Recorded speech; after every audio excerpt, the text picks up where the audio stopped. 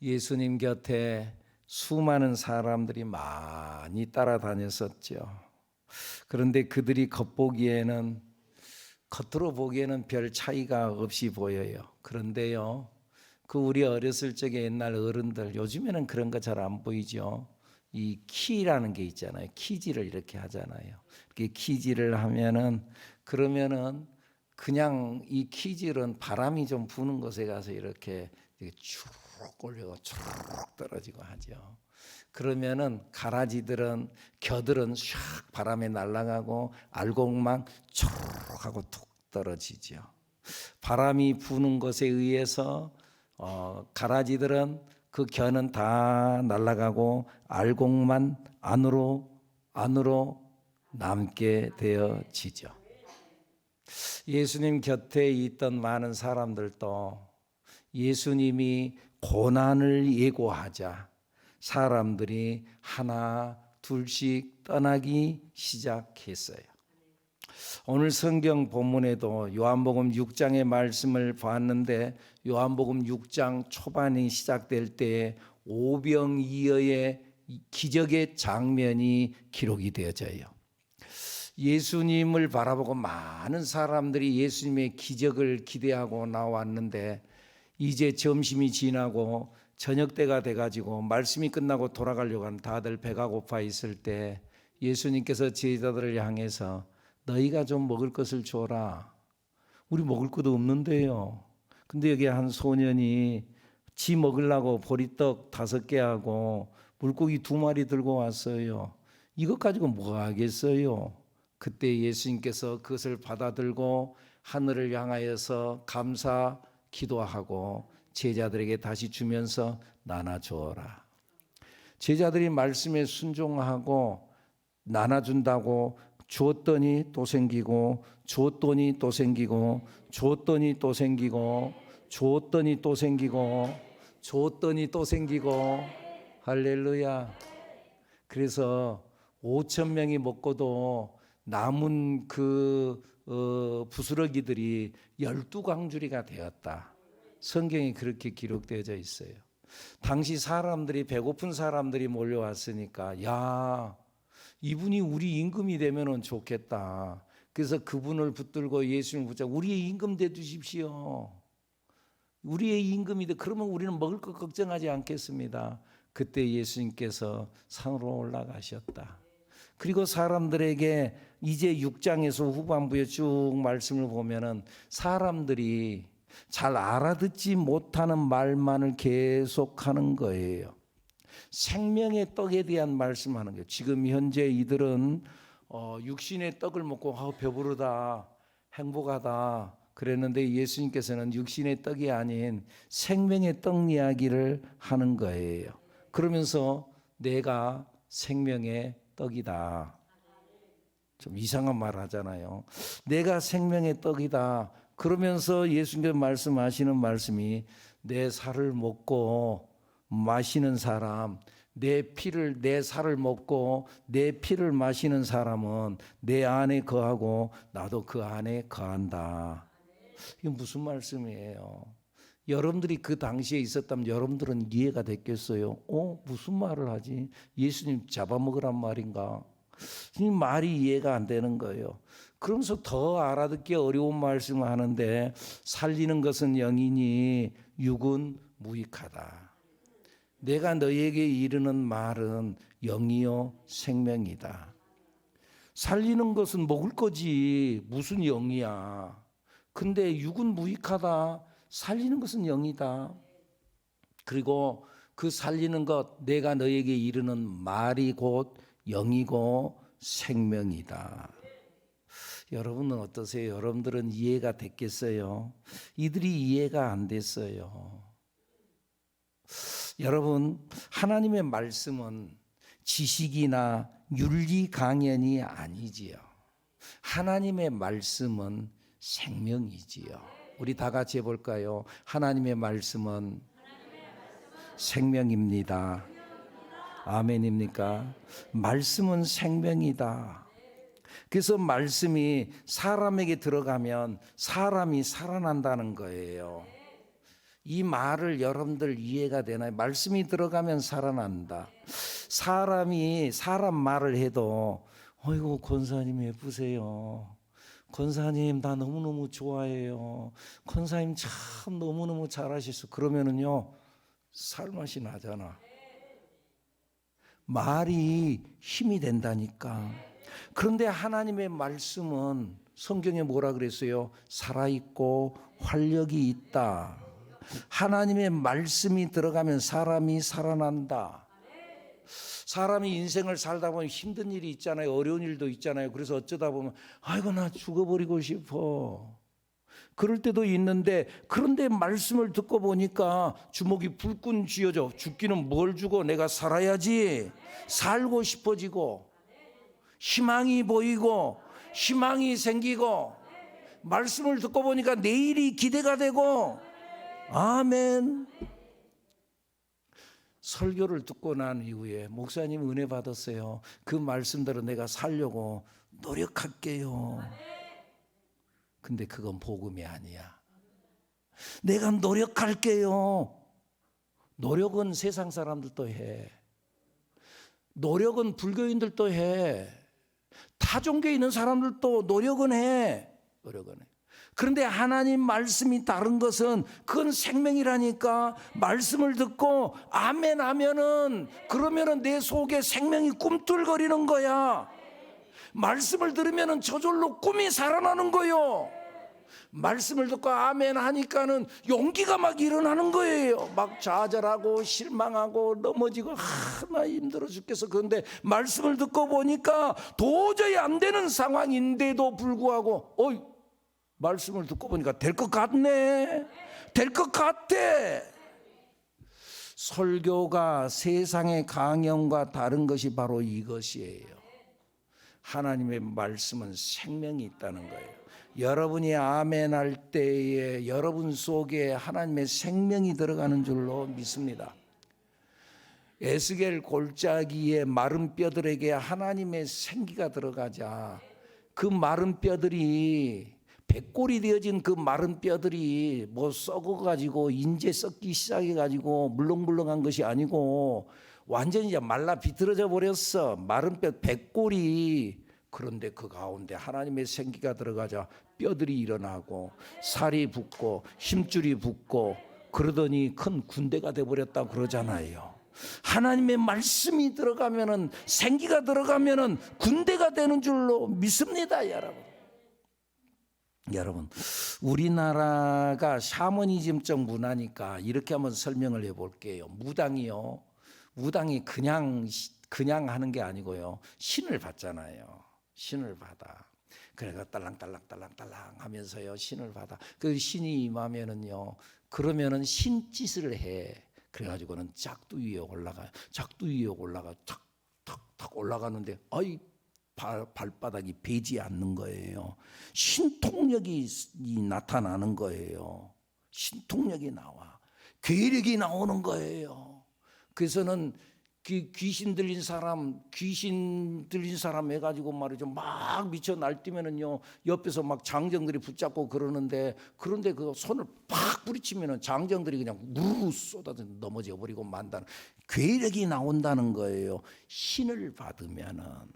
거라사 지방에 귀신 들린 자가 성경에 보면 거라사 지방에 귀신 들린 자가 쇠고랑으로 묶어놨는데 쇠고랑을 끊어버리잖아요. 이런 괴력이 나와.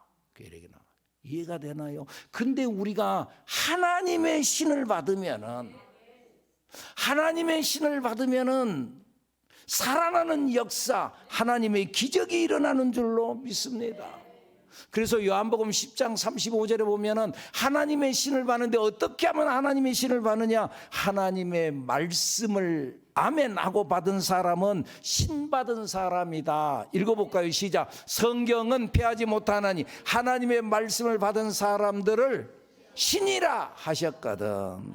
말씀을 듣고 아멘 하면은 신이 임한 거예요. 하나님의 신이 임한 줄로 믿습니다.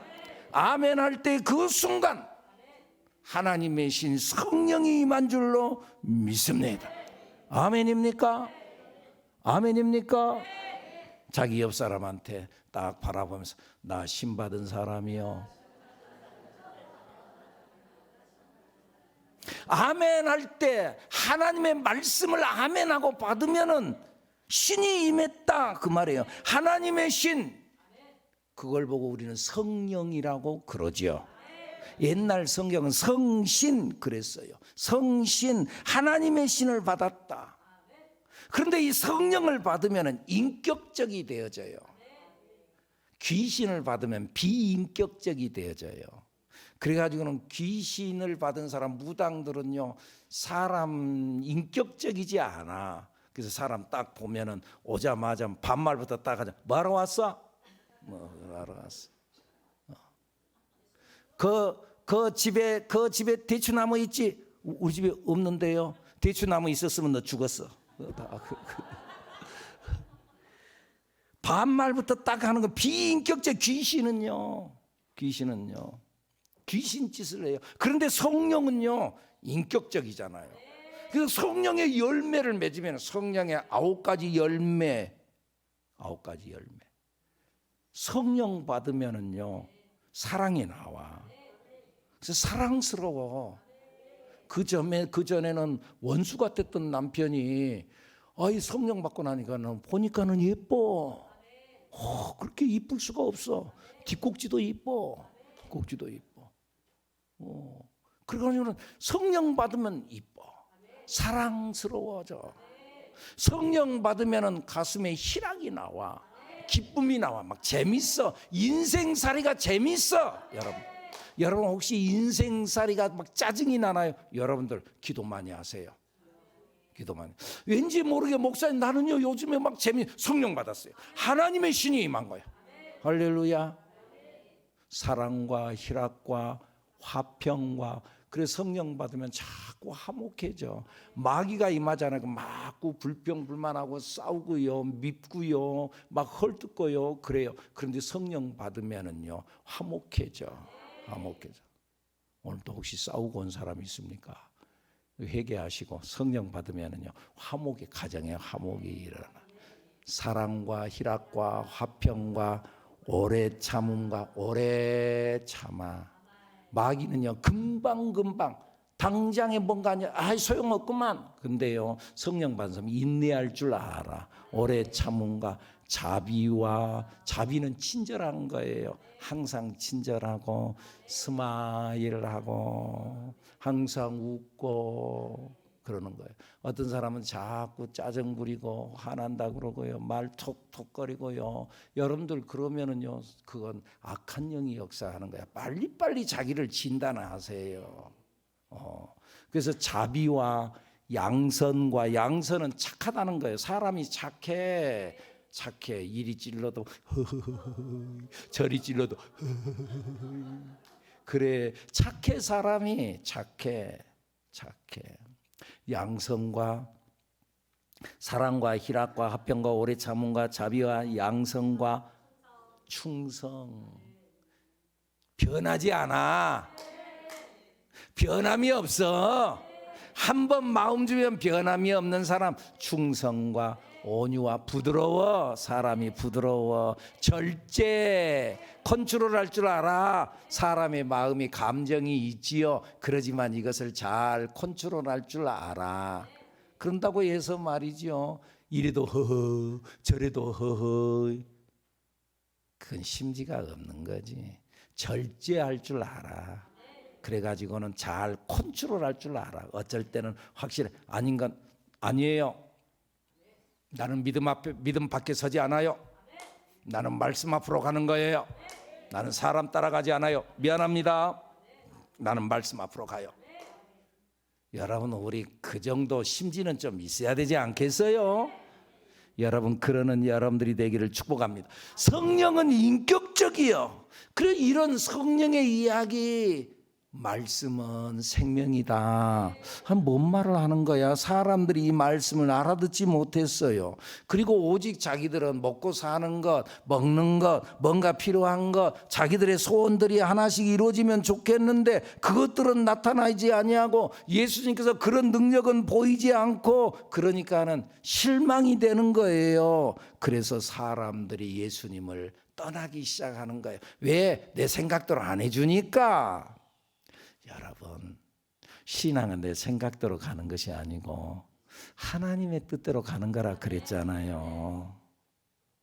미신은 자기 뜻대로 자기 생각대로 비나이다 이것대로 해주세요 저것 뜻대로 해주세요. 우리의 기도는 나의 원대로 마옵시고 아버지의 원대로 되기를 원하나이다. 아멘입니까? 여러분들 이게 진정한 믿음이죠. 그런데 자기 뜻대로 안 되니까 예수님 곁을 차근차근 하나 둘 떠나는데 오늘 본문 66절 말씀 읽어볼까요? 그때부터 그의 제자 중에서 많은 사람이 떠나가고 다시 그와 함께 다니지 아니하더라. 사람들이 떠났어요. 사람들이 하나 둘 떠나니까 예수님의 마음이 착잡한 거예요. 그래서 제자들을 보고 그래도 특별히 자기 특별한 제자들 12제자들을 바라보면서 처절한 질문을 하나 해요. 너희도 가려느냐? 67절 말씀 시작. 예수께서 12제자에게 이르시되 너희도 가려느냐? 너도 갈래? 사람들 다 가구만. 너도 갈래? 그때 시몬 베드로가 예수님 앞에 대답을 하죠. 68절 시작. 시몬 베드로가 대답하되 주여 영생의 말씀이 주께 있사오니 우리가 누구에게로 가오리까? 주님의 말씀이 여기 있는데 우리가 누구에게 가겠습니까? 여러분, 지난 3년 동안의 코로나 시절을 우리가 참 어렵게 보냈잖아요. 근데 이때 수많은 사람들이 교회를 떠났잖아요. 통계적인 것에 의하면은 한국 교회에서 10,000 교회가 없어졌대요. 10,000 교회가, 10,000 교회가 엄청나잖아요.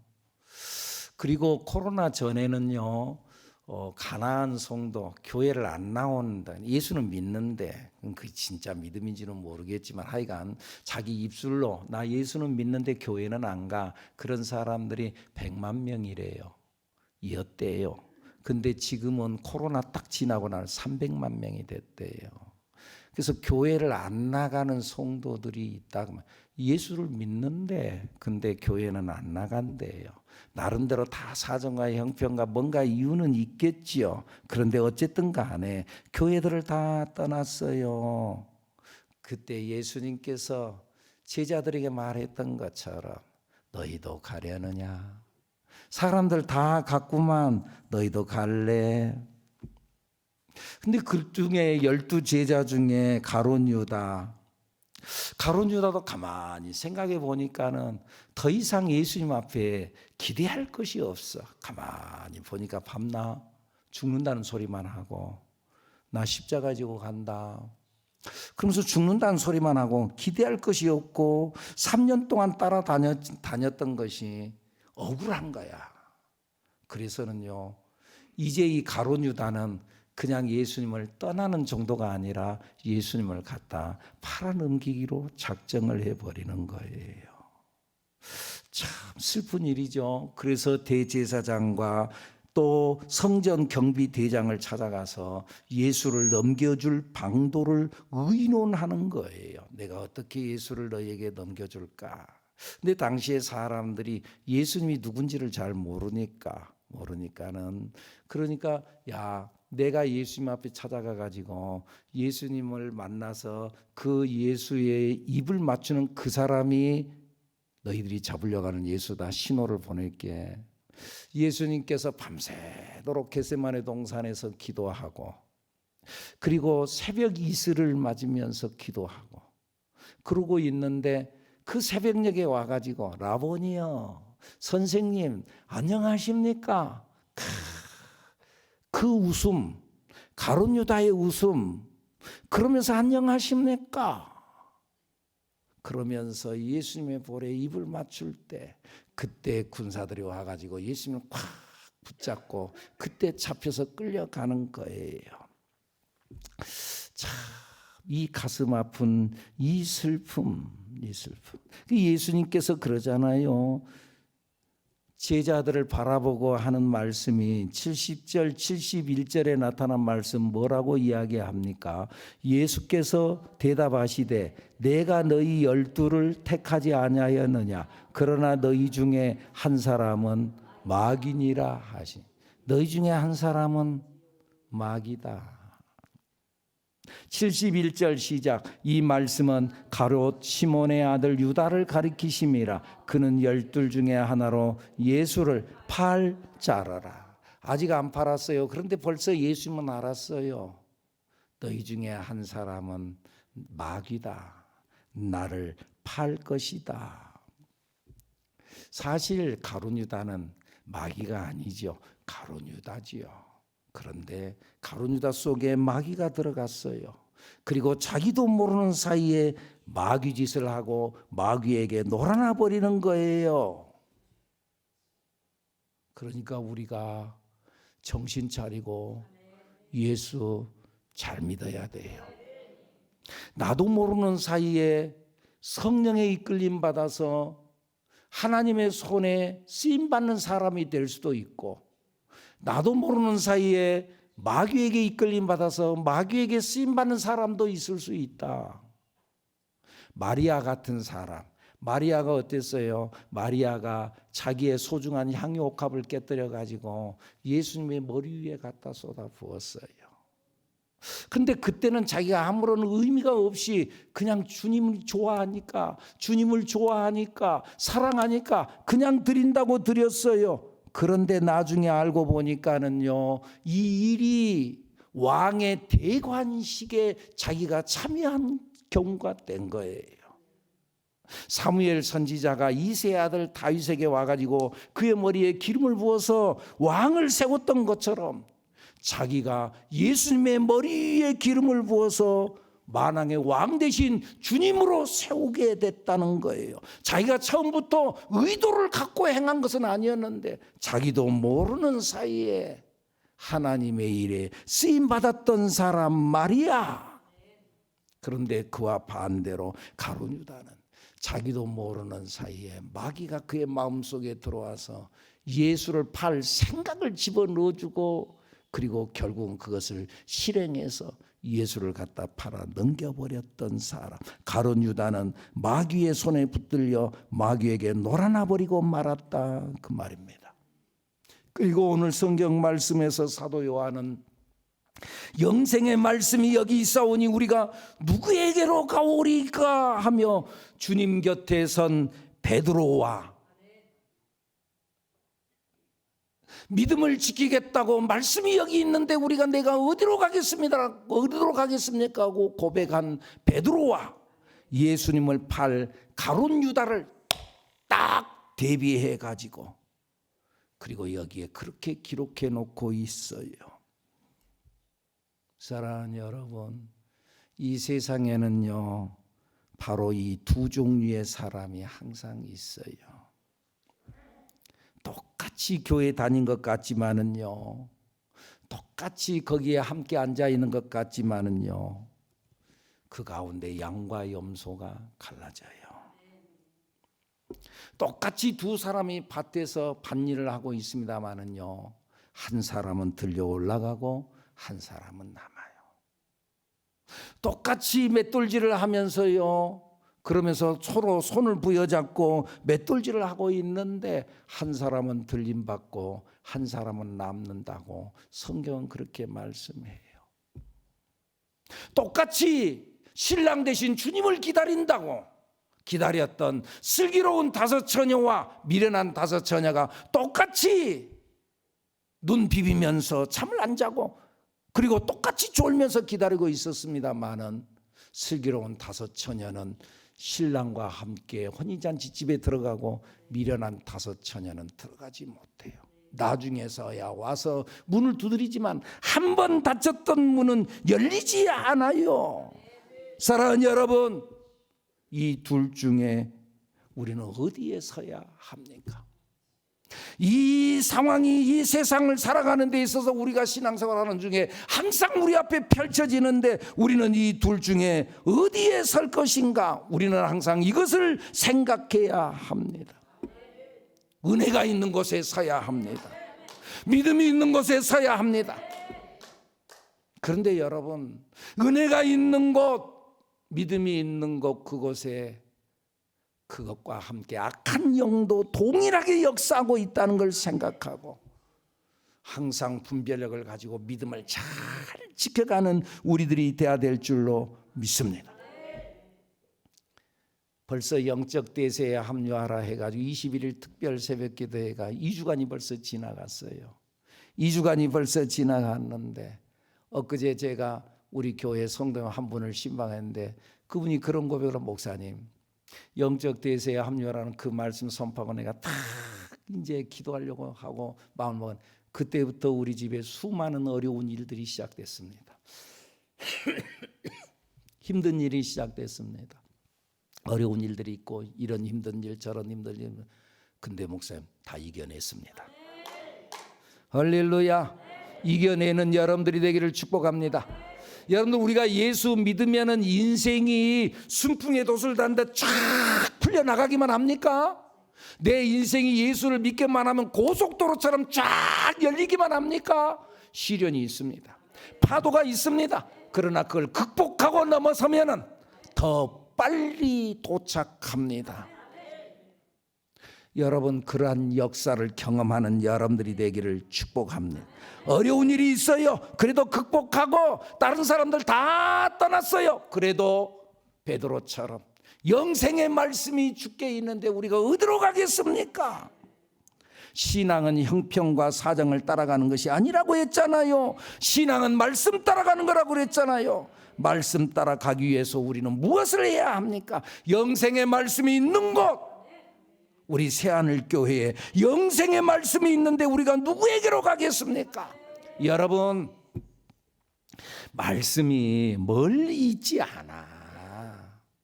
어디 가서 막 뭐 잘하려고 하고 말씀이 멀리 있지 않아. 여기에 있어. 여러분의 행복이 어디 멀리 있어요. 파랑새 잡으려고, 행복의 파랑새 잡으려고 돌고 돌아봤자 돌아와 보니까는 내 집에 거기에 행복의 파랑새가 있다는 것, 그거 모르나요 여러분? 내 가정에 행복이 있잖아요. 주님이 멀리 있어요? 아니야, 여기에 있어. 자꾸 다른 데 기웃거리지 마. 할렐루야. 다음 주일 우리 구주 예수 그리스도께서 사망 권세를 깨뜨리고 부활하신 부활의 날, 부활의 예수님, 말씀 대신 생명 대신 예수님 앞으로 사랑하는 여러분, 우리 셀 가족들 전체가 다 총동원되어져서 함께 모여서 하나님께 함께 예배드리는 은혜가 여러분들 위해 있어지기를 축복합니다. 할렐루야. 우리는 하나님의 말씀을 받은, 예수를 믿는, 예수님을 받은 신된 하나님의 사람들인 줄로 믿습니다. 내 안에 내가 사는 것이 아니라 주님이 사는 거예요. 부활의 예수님이 사는 거예요. 그러면 주님이 나가는데 우리 앞에 무슨 어려움이 있겠어요? 예수 이름으로 승리하는 여러분들이 되기를 축복합니다. 물론 파도 칠 수 있어요. 사막을 지나갈 수도 있어요. 시련이 있을 수도 있어요. 그러나 우리는 부활의 예수 그리스도와 함께 다 극복하고 나아갈 수 있을 줄로 믿습니다. 이 믿음으로 승리하는 여러분들이 되기를 축복합니다. 축복합니다. 기도합니다.